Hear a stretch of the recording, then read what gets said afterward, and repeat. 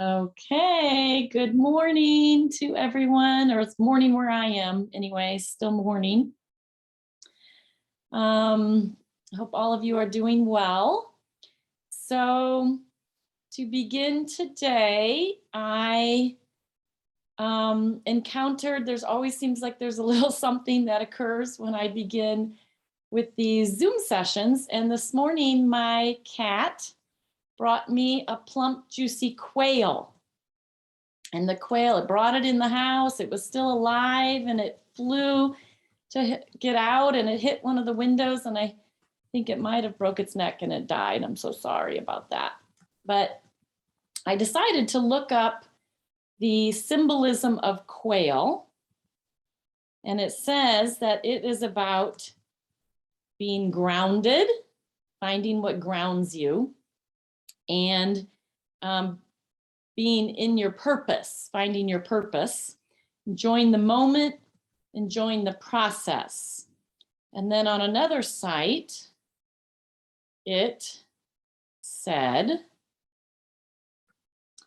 that the quail symbolizes opportunities and that this animal teaches you to be alert to opportunities for growth and accomplishing your goals and purpose.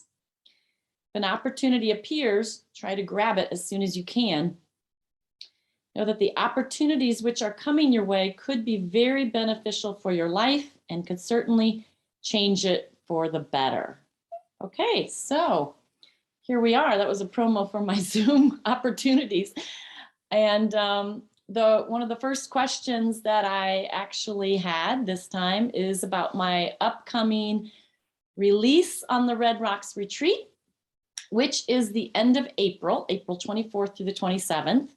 So I will not be doing a Zoom call next month because I will be doing the retreat instead. And I am here to invite all of you to seize this opportunity that is being presented to you and coming your way and allow it to assist you in helping you accomplish your goals and your purpose. This is a really amazing retreat that I co-lead with Christy Vitale, an amazing myofascial release therapist and a personal life coach from Austin, Texas. And we take all of you out into the Red Rocks each day, and we do different exercises to help you tune in to what do you really want in your life and what would be your next step and direction. So really this quail's life, I would like to bring it some sacredness. It really was apropos coming to us this morning and bringing us this message to seize this opportunity that could be incredibly beneficial to your life. And while we're outside in the amazing beauty of Sedona, we treat each other and we get in touch with our own body and the wisdom that we hold in our own body. There are group unwindings, which I feel is one of the most powerful things that myofascial release offers us. It is, and to be supported in a group of people is so powerful.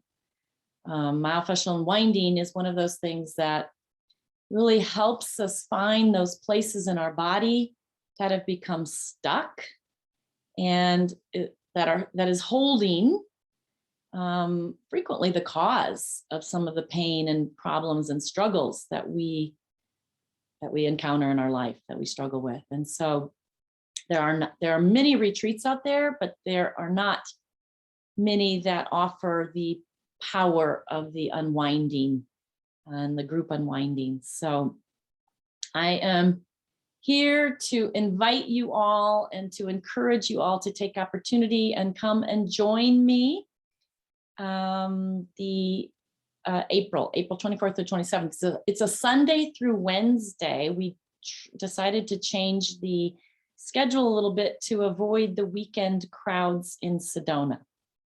So would love to have you join. And if there's any questions about any of that, feel free to put it in the chat. My lovely Zoom and assistant, Ashley, is here to help me read the chat. And one of the other questions that I had today was actually about unwinding. So before I answer that question, I also just want to say I did not receive very many questions in advance today. So there's opportunities. If while you're sitting here listening, if you have some questions that all of a sudden bubble up inside of you, I'm encouraging today to be more interactive so that it's not just me talking at you. I'd like to talk with you. And so I invite you to put your hand up or ask a question in the chat, either way. And I will do a little process so that we have some experience today as well. Yeah, let your questions bubble up so that we can go deeper today.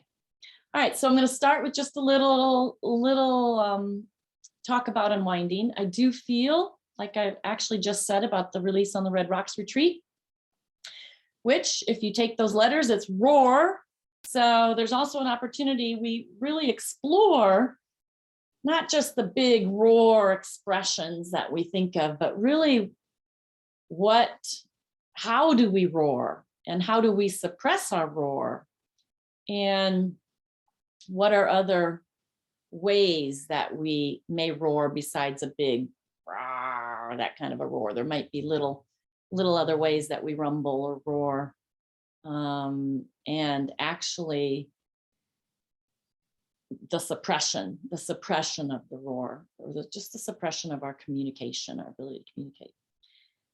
So unwinding, I think, is one of the most important aspects of myofascial release. And I'm not sure how much it's actually really utilized in the treatment process. So what's best is when an unwinding just happens spontaneously. You're treating somebody, you're allowing a release to occur, and their body just begins to move spontaneously as it's responding. But I think that tends to happen less than it does more. And so we want to see if we can maybe bring some energy to that, so that whether you're the one on the table receiving treatment or whether you're offering treatment, that maybe we open up the energy field in this collective communication right now, that we allow that to happen a little bit easier for all of us. So one of the things is really allowing that opportunity to happen. So what is needed? What is needed to allow unwinding to occur? Maybe I need to describe unwinding a little bit more, give a little more definition. So it is that place that we land within ourselves where our subconscious holding patterns are ignited, and our bodies, it can be just internal, where our body's laying still and there's an internal movement in our energy. But it also may be where our bodies are starting to move to unravel the myofascial restrictions that we're living with. And oftentimes it takes us back into old positions of trauma, where we were impacted and where our body froze up or locked up in order to protect us. Our body freezes in order to protect us. But what happens is oftentimes then our body heals with this protection in place, and the protection is no longer needed. So it's like we're walking around with kind of bandages or body armor on, and we really no longer need it. So it becomes limiting over time rather than protective. So there's a time and place when it's valuable to remove those limitations and protective aspects. And unwinding is a way, a really powerful way that can allow that to happen. So how can we, again, whether we're the ones receiving treatment or offering treatment, how can we allow that process to happen more easily? We're just going to pause and take a moment. I would love for you all to just kind of sit with that and ask yourself that question. What would be required for unwinding, to allow an unwinding to occur spontaneously? And then we will also address giving up more opportunity for an unwinding, more specifically or directly or purposefully, since the quail brought us purpose.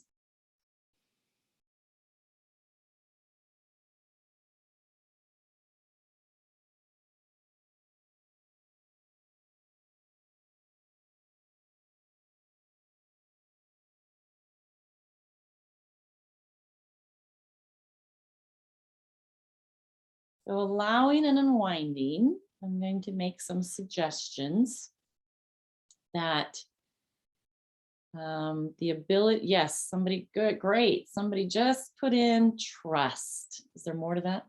Mm-hmm. Okay. So that's really what I was about to say. Thank you very much. I am encouraging interaction. Trust. We have to trust in what? What are we trusting for an unwinding to occur? Well, we might have to trust that there's value in allowing spontaneous movement. So sometimes it just happens with people. Usually I've found that it happens more readily with people who are already on a journey of tuning in to their body and listening to their body. If we don't know how to do that yet, it's more rare that happens. And so sometimes we need the body of knowledge that the unwinding is possible, and that it's something to listen for, right? So maybe making the suggestion to yourself, if you're going to get on the table, or if you're the therapist, making the suggestion to your patient or client that their body may spontaneously feel an urge to move, and that you encourage them to allow that to happen, and we'll explore the movement. It doesn't have to, they don't have to know what the movement is. Most people are conditioned to lay still if they're on a table. So to encourage the movement is one way to allow that to happen. I saw another message that said safety. Okay, so we have to be able, as a therapist, have to be able to provide safety. So how do we provide safety for someone? Well, having the skill to know that you can follow, what do you want me to do? Check chat. Having the skill to know that you can follow somebody's movement, that you can trust your own ability to follow the movement. So what is required to follow someone's movement is really being in the present moment. That was another message from the quail. And not holding on to an agenda about how this technique is supposed to be performed. Letting go of the technique being done a certain way. Your ability to handle movement means you have to be able to move with them as well. And it's hard for me to speak and read at the same time, but I'm going to, I have more to say about all of that, but I want to see what all of you guys are contributing. Let's see. The only other comment was safety and trust. Be looked after. Thank you, Ashley. And that we will be safe. We'll be safe. So we're talking about safety. Okay, so safety. Let's see what's required of safety, and what else do we need to trust. So an unwinding means that we don't know what's happening. We don't know where the body's taking us. So there has to be some ability to trust in the unknown. That's usually kind of a big thing for most people. That's really one of the greatest fears, is the unknown. And so being able to trust in the unknown is it's a growth process. It's something that I think we all need to work on, being able to sit with that. And if you are a therapist, being able to trust that you can follow where their body's leading and that you don't have to direct the show. So it's really letting go of our own agenda. And that, okay, I have another one. Learning to let go of preconceived notions that the unknown is weird. Helping to understand the inner wisdom of the body needs to be listened to and allowed to self-correct. Yes. Okay. So great feedback. So really knowing that body of knowledge, that this even exists. So being able to give a little education about it. It doesn't have to be much. I'll go over what I suggest to people when I might be introducing unwindings. But again, letting go of the preconceived notions that the unknown is weird. So we often say, let's see if we can call it interesting.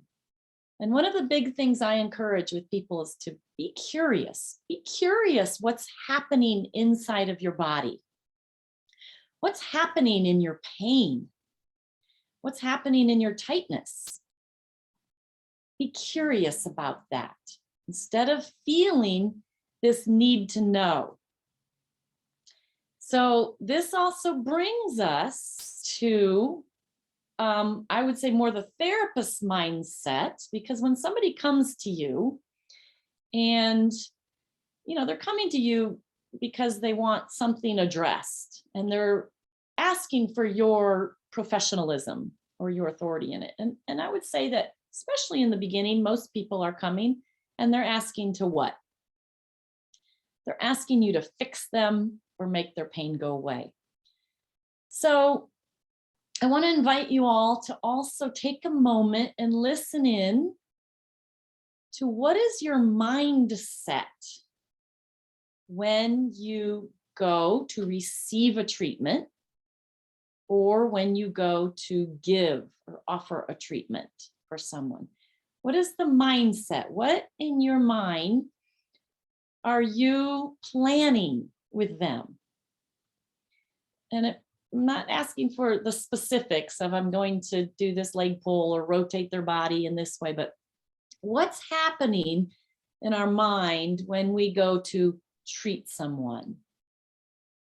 And just take a moment and sit with that.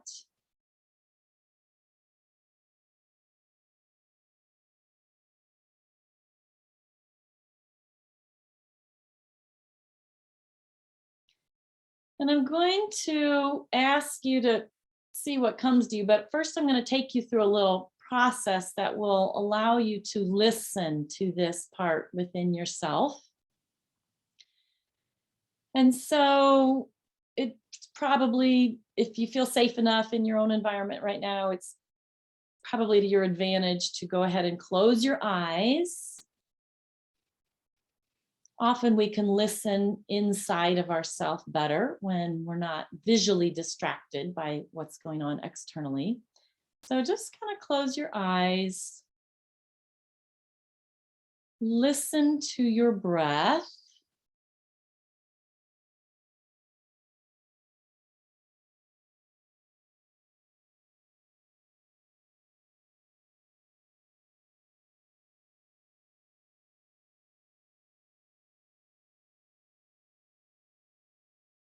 Take a moment to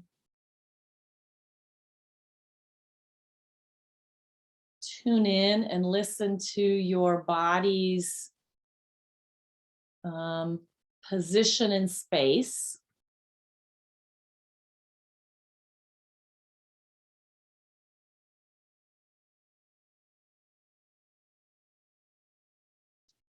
And I'm going to give you permission. Don't try and make your body move, but as you're sitting or resting there, just start to notice if there is some aches and pains, if there are some aches and pains that are showing up. Or if you just maybe start to notice tightnesses that are occurring in your body.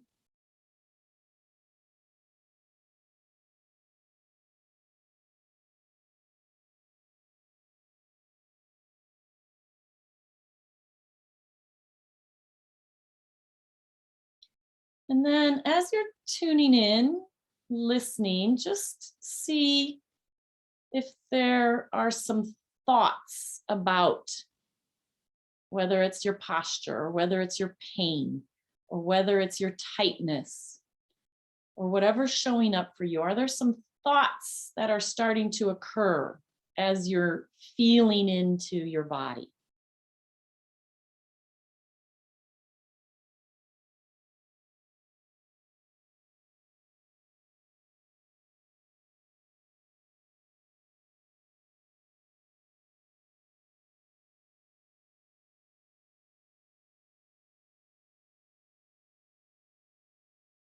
And so not only what do you want to do with the feelings that are showing up,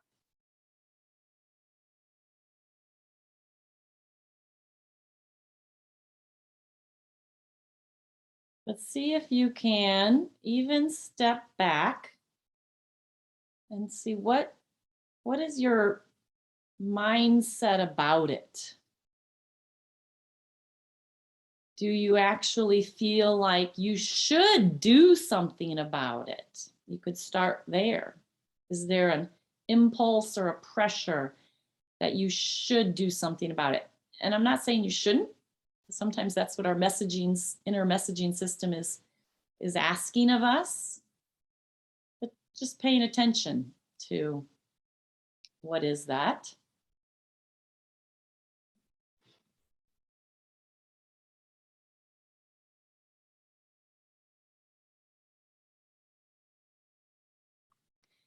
And is there an expectation?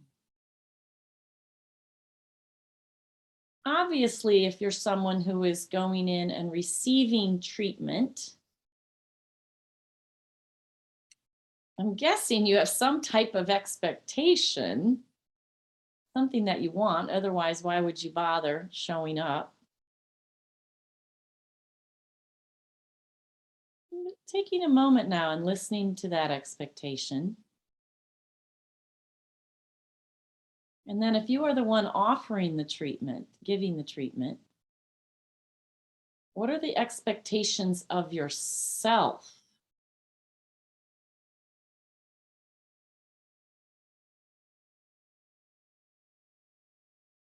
And is there any pressure that comes with that expectation?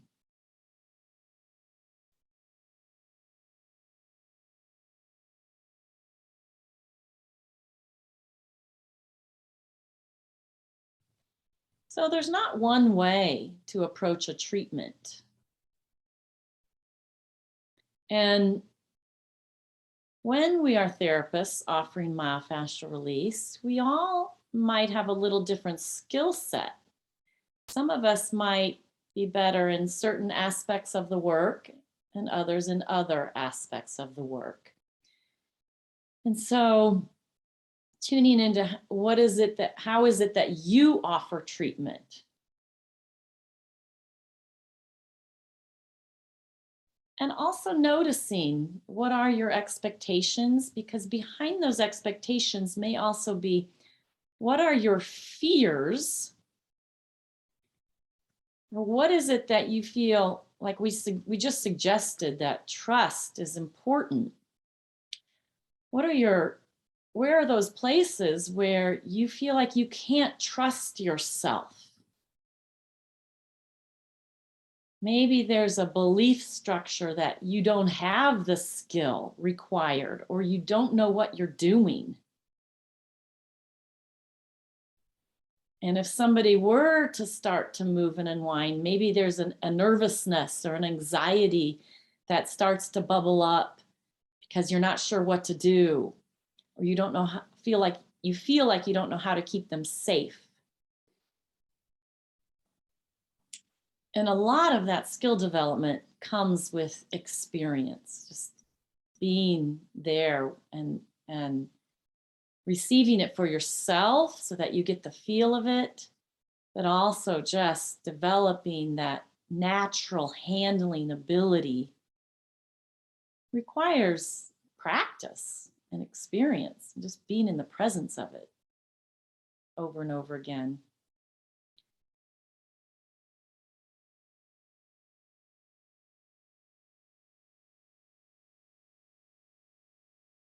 So take a breath and listen in again for what shows up for you. I am going to, again, encourage some interaction and ask for some feedback on what came up for all of you, because one of the values of being together on a call is the community and hearing from other people, what happens for them, or we get ideas from each other. But for, I'm just going to make some suggestions to maybe pump the tank a little bit. Some people show up for treatment and, their goal is, and it can go either way. So it can be whether you're showing up for the receiving part or for the giving. Some of you may want to simply help people relax. Maybe you want to calm their nervous system. On the other side of that could be that you actually want to facilitate and stimulate connecting to something to help become unstuck, or to help move pain.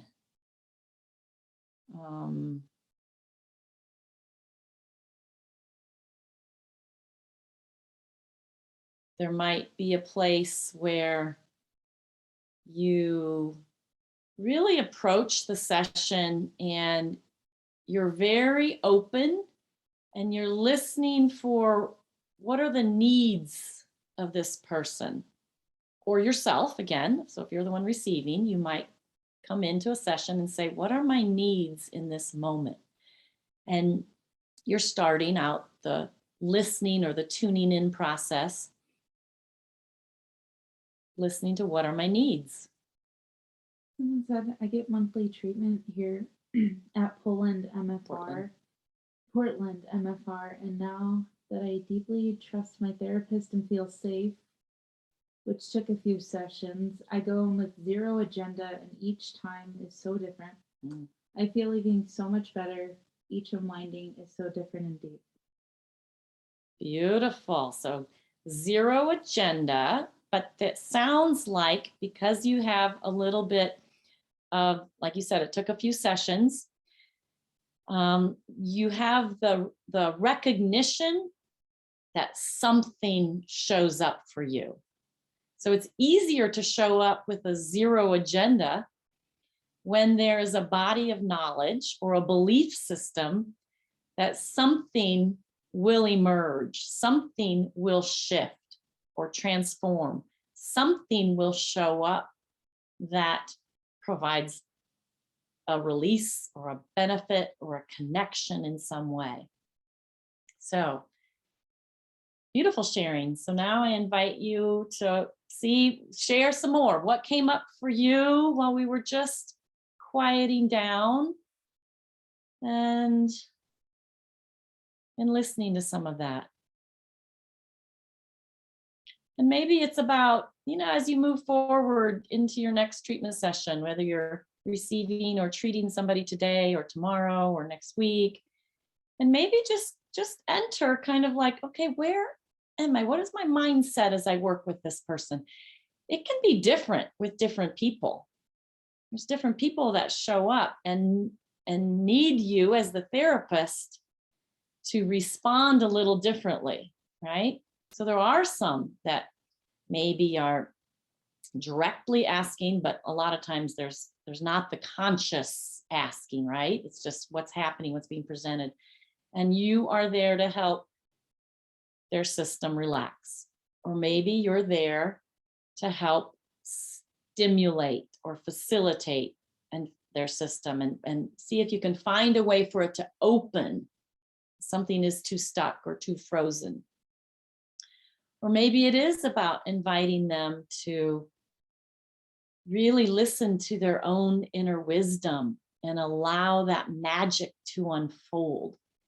Then we have to trust that there is inner wisdom and that there is magic that can unfold, that something will indeed show up. And I think if you do come with a mindset, not, I hope something will show up, maybe listening into how much of you are like, I hope something releases or happens or facilitate, but just know deeply that as you ground yourself, as you give yourself opportunity to listen in, that something indeed is there that will show up.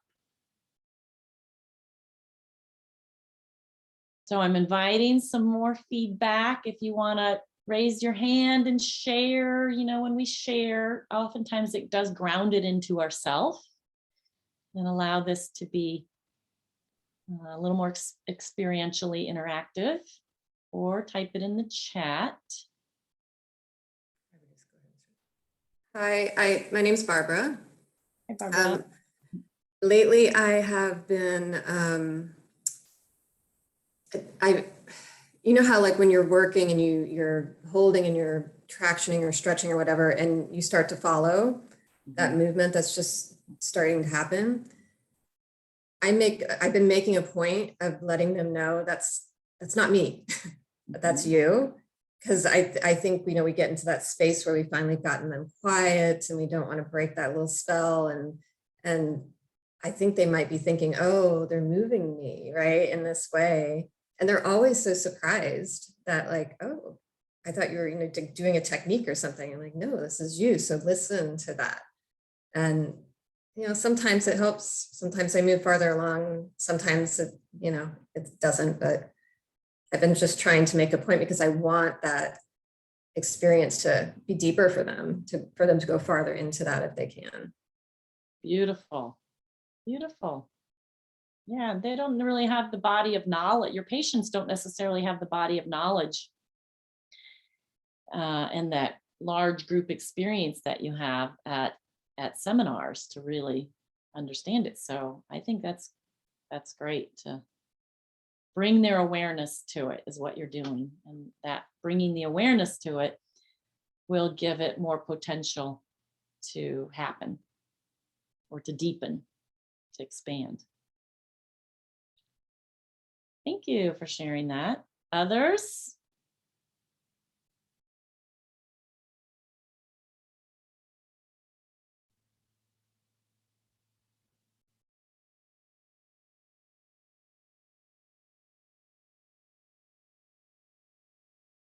Okay, so I'm still opening and I'm inviting further interaction, but I will now say a little bit about the value because of our conditioning of laying on a table and just lying still, which is, there's huge value in that. So I'm not discounting that by any means. It's huge value in that. But sometimes it's really valuable to sit someone up or start standing. Standing, though, usually there's a little, what do I want to say? There's less stability. So you might have to feel like you have to be there a little bit more to support them, or they're holding on a little bit more. So sometimes I'll start sitting. You can start sitting on a table, sometimes sitting in a chair, even it has a little more support. But consider consider taking 3 to 5 minutes and either starting, sometimes I'll do it starting the session. You can do it in the middle or you can do it at the end, but if you start the session that way, you can present it in a couple of different ways. You know, you can do an assessment, a postural assessment in sitting also, and see how their body, it often varies from looking at them lying on a table or lying or standing up if you do your postural eval. We're laughing because I saw my little doggy just run outside in the window. And I'm like, uh-oh, she's going to cross the street. But what I'll do is I'll sit them up, and sometimes I don't even give very much explanation. I just sit them up and I say, all right, we're going to do a quieting, tuning in technique. I'll put my hands either on their upper back and head or upper back and chest, or maybe both shoulders. And I'll just say, I'm going to listen to your energy in your body. And I invite you to do the same. And oftentimes there will be some inherent movement that will happen on your part. And just see if you can allow that to happen. Sometimes it just feels like your body starts to let go a little bit, but we're going to just assess that. Okay, so you are assessing, because if they, so here's where your mindset comes in. If you feel this pressure and this intensity for them to have to do some kind of movement and an unwinding, otherwise what you're doing with them doesn't work. Don't go there. That's putting too much pressure and expectation on both yourself and then the person you're working with. You just listen. You're just listening. How much do they hold themselves? That's an assessment. If there's no kind of relaxation that occurs, you might even just use the terms, we're going to see what effects gravity have on you. Like, that's all you have to say to somebody. I'm going to sit you up. I'm going to put my hands on you to give you support. And we're going to see what effects gravity has on you in this position. Like, you could just start that way. And if they sit there all strong and rigid, you know, they're in control, right? They're in control of that positioning. And then you might make a suggestion. What would happen if you would let go and allow gravity to have its way with you? Okay, well, you know, what happens then? So maybe the initial is just kind of a breath of them coming in. Maybe that's the first step that happens, and you're inviting them. And maybe it's really 2 to 3 minutes. You're just sitting there listening.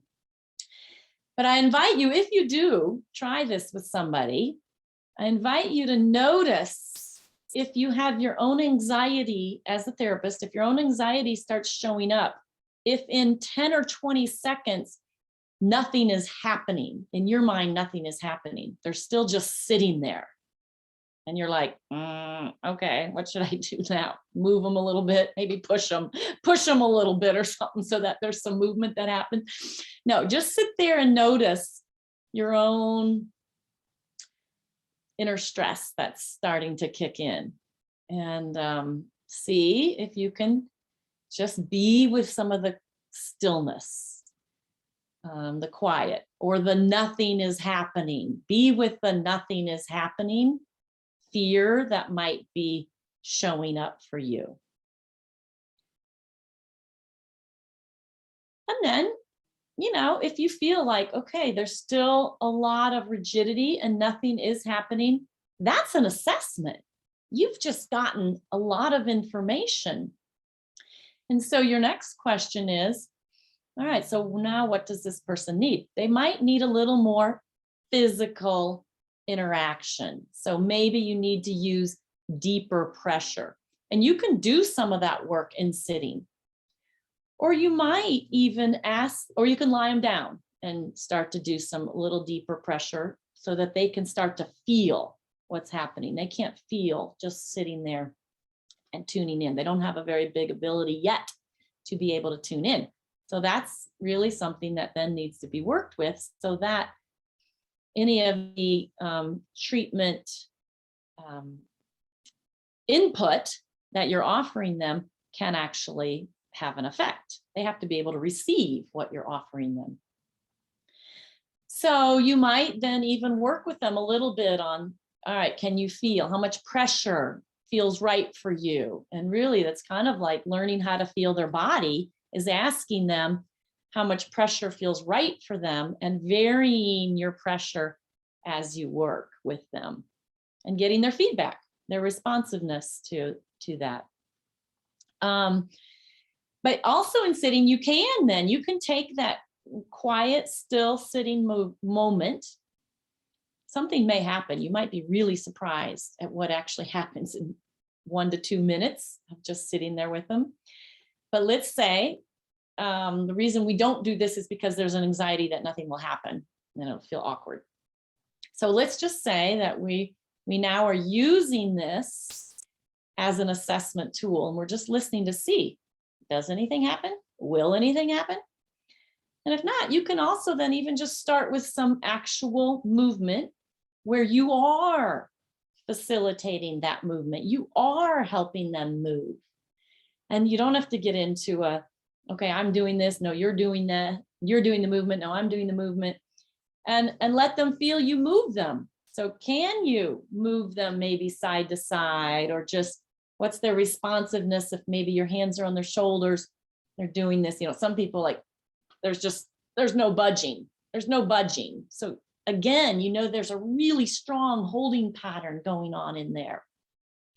There's not an ability to just listen and go with the flow. I mean, that's information. That's information for you to work with. Maybe you ask them a question in regards to that.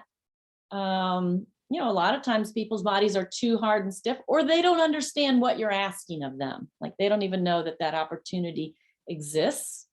So you just kind of start by, okay, get them moving. Or maybe you do actually pick up their arm and do a little movement with them first, have them feel that movement, and then you slow it down and hold it still and see if there's any natural movement that wants to occur. So these are just some suggestions and ways that maybe you can start to introduce some unwinding. You can start to introduce the concept of unwinding and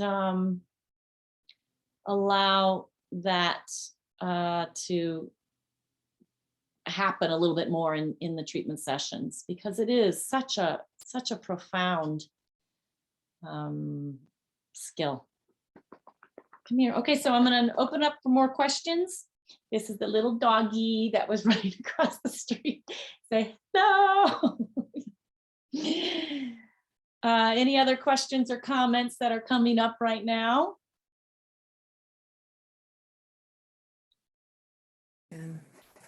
It's me again. So I did this the other day with a client of mine who she's a talker, and I think it's like to avoid, and no matter how I try to shut it down, it always just pops right back up. So I decided to try the sitting, thinking that would feel weird to have a conversation since I was behind her, and kind of set it up like, let's just breathe and like be in our bodies. And really all I was doing was just hands on shoulders and testing a bit. And then I put my hand on her head and it just started going. And she started talking, just talking through the whole thing. And then she went, "You're not doing that, right?" And I'm like, "Nope, that's all you, and just right back to talking. It was so crazy. I didn't even know what to do with that. It was, yeah. Well, that's great. So that's great that you tried that. So that's really good information for others of you, encouraging you to also try it and see what came up. Okay, so she wanted to keep talking. So some people need what I call verbal unwindings. So think of it as, she's verbally unwinding. So you can talk, I'll talk with people, just what's happening in their life. Sometimes the talking all of a sudden brings something up that maybe you hear something in their tone of voice, or maybe something all of a sudden like brings you to ask them a question that guides them a little differently than just chatter, right? Sometimes you just chatter and then boom, it happens again. It's kind of like what we're talking about, right? Just let that happen. And then all of a sudden your touch or the movement or something just keys them in. But sometimes you might all of a sudden go, oh, well, that's interesting. Tell me more about that. Or how do you feel about that? And it might take them a while to get to how do they feel about it. But you can start with just a little coaching. Every now and then you say, oh, well, that's interesting. How do you feel about that? Right? So you just bring that in once in a while. Because, some people, they don't want to go very deep, and there is a place to respect that. Like just, okay, back off pushing them to go deep. And it might even happen then, which takes us back to our mindset. This takes us back to our mindset. All right. So what is my mindset? Do I feel a pressure to have to take people into an unwinding or into a deep interconnection? Okay, so let's look at that mindset also that's happening. Because if they feel that pressure, that might also be setting them up to like back up even further. I'm not saying you're doing that. I'm just bringing that up for conversation. But some people really don't know how to get to how do I feel about that? Like we're so disconnected from anything that we feel. Or you might once in a while, again, I'm not just talking to you in this particular situation. I'm using this question to kind of reach out and make suggestions to everyone. But you might once in a while just make the comment of, well, let's see if your body has anything to say in regards to this topic, whatever the topic is. Let's see if your body has anything to suggest to you. And then you might even just tell them, because your body carries wisdom. Like maybe they know that, maybe they don't. So you're just going to tell them that because that's your job as the expert. And that just starts putting the information in there. Your body actually carries a wisdom. Maybe once in a while they'll ask a question about that. Maybe not. But there are certain instances where, or you might even, in that situation, you might even bring it to their attention and say, I noticed that we're always chatting a little bit, and I'm wondering if you have any interest in actually listening to what your body may have to offer you in regards to that. I mean, you could ask, and maybe they say no, and then you say, okay, let's go back to what are your goals, and if they're being accomplished, then so be it. And if not, then, they might come to a place where they feel like, okay, I've reached a plateau. And then that's when you say, okay, well, let's see if we can bring in some other elements to this work that might actually help you meet your goals. But again, it's our expectations of what they're supposed to do too. And some of that we learned in our training, right? We have an expectation of how what should happen with this work. And not everybody meets that expectation. I think that's why I went into the seated position with her, because we did have a conversation before we started working that I felt like what I was hearing was that she didn't feel like she was reaching her goals of the way she wanted to feel. So I was like, let's try something different than what we're doing is not working.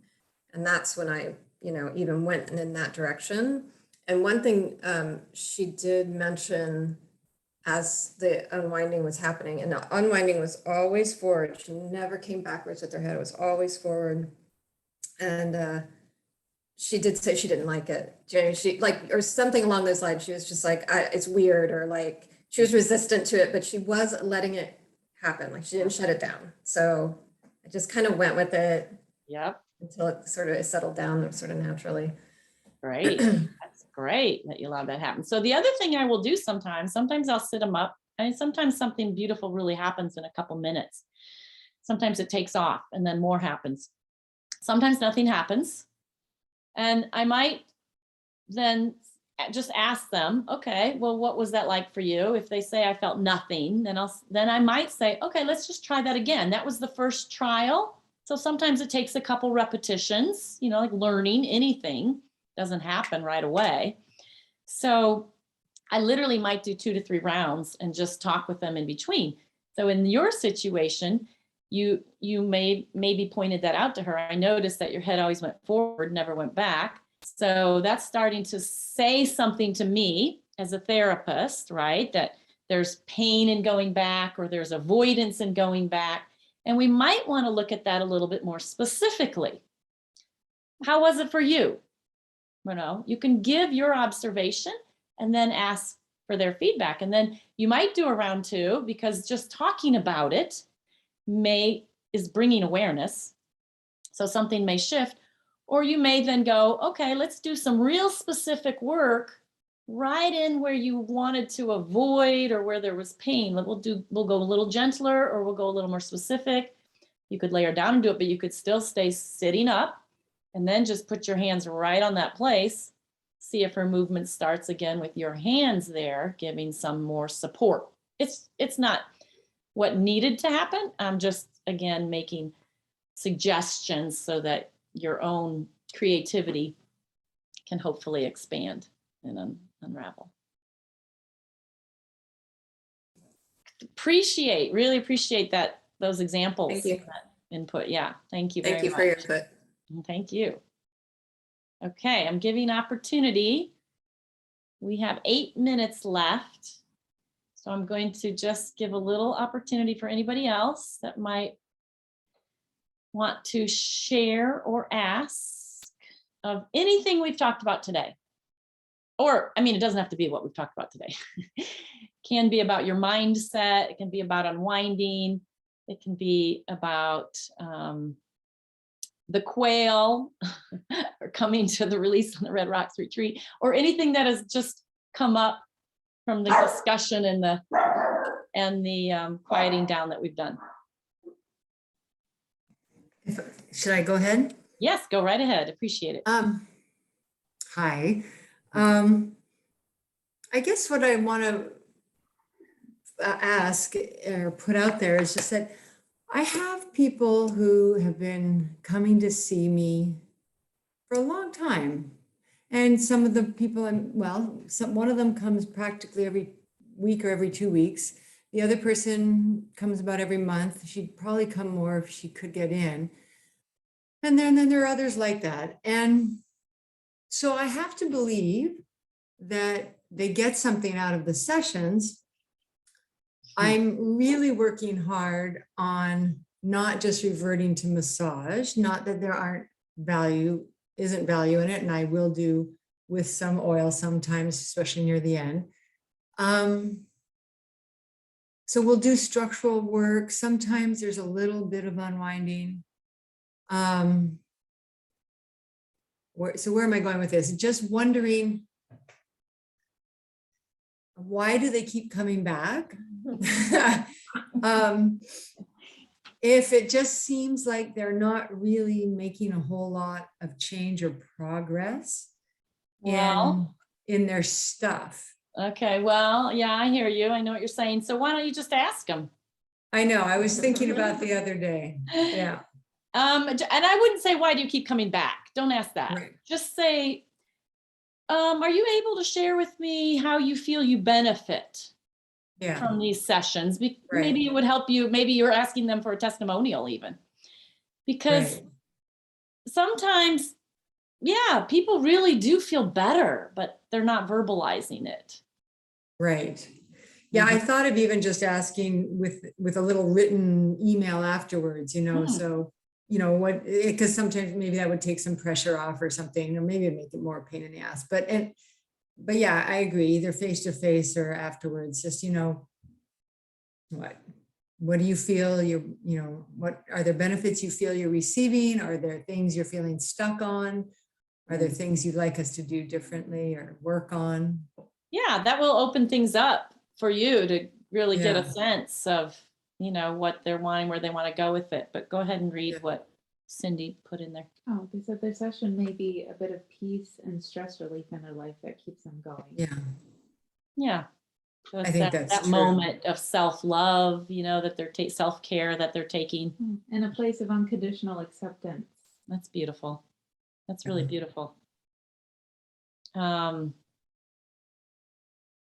and what's funny there is that then I feel I have to just trust that if that's what's happening for them, that they are getting that, and not make assumptions about, we were doing a lot of structural work versus feel good work. And structural work can be very soothing and calming and stress relieving. So I have to remember that. Yes. I mean, yeah. I mean, I think the work feels amazing. And you know how it is sometimes, I don't know how it is for you. I don't know how it is, but there's sometimes I don't feel like I'm in pain, but I get a treatment and I'm like, oh, I didn't realize how much I needed that, right? So it feels, things just work better when you get that regular treatment. Anything in our life works better, and we're able to handle the stress that comes our way so much better. So there is another question. I'm going to ask you to put in a little more details. It says, is it advisable to unwind with your patient? So I don't know if you mean that you're going to try you're going to teach them and try a little self unwinding with them as you're teaching them, then yes, I would say, I teach people to self unwind and I keep it so simple. And I just say, how in the morning when you probably used to, because I don't think very many people do it anymore.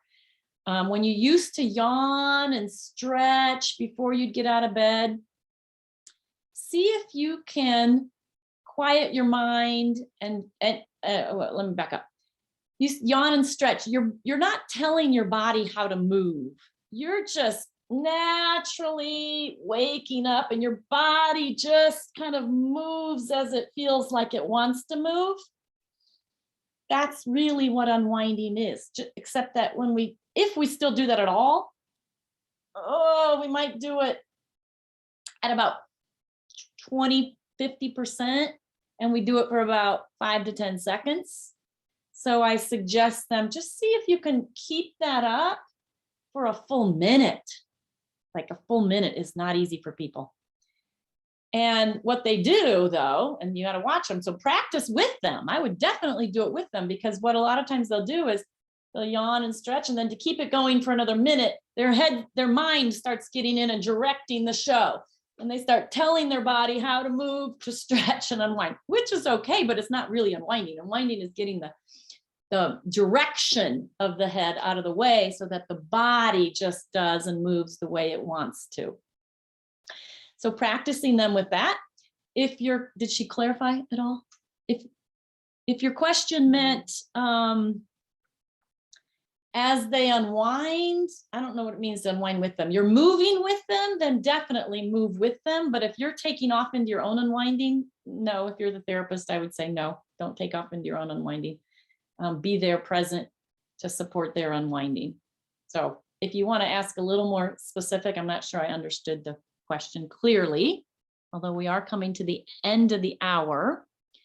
And I wanted to ask somebody else, just ask if I do this monthly. I have been doing it monthly, but I am not going to do it April. I'm skipping April because I'm leading the Release on the Red Rocks retreat, which I'm inviting you all to come and join and do it here live in Sedona. We're not doing that retreat online. However, I'm in the process of creating a retreat online, but we'll see how long that creation takes before it manifests into reality. I still like live in person, but I know it requires travel and all of that.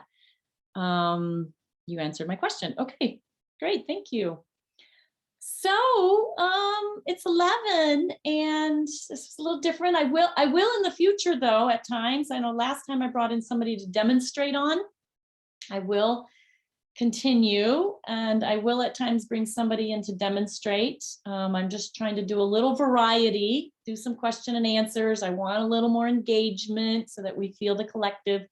I want a little opportunity for all of us to tune into ourselves on these calls, just to take that moment, because that's where your own inner wisdom really comes out and shines. And I think collectively, it's easier when we're guided, and it's easier when there's a collective focus for that.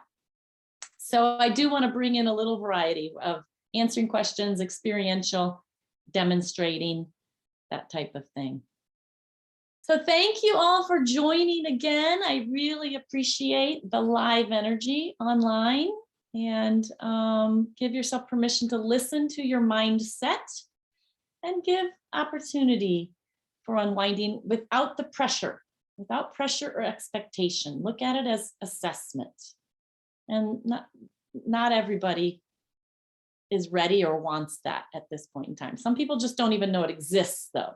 So it's like bringing the opportunity for the existence of it to occur. Because most people, once they start tapping into it, love it. It's like an aspect of our soul that we're longing to connect with. So many blessings as you go through your day, weekend, week, month. Take care.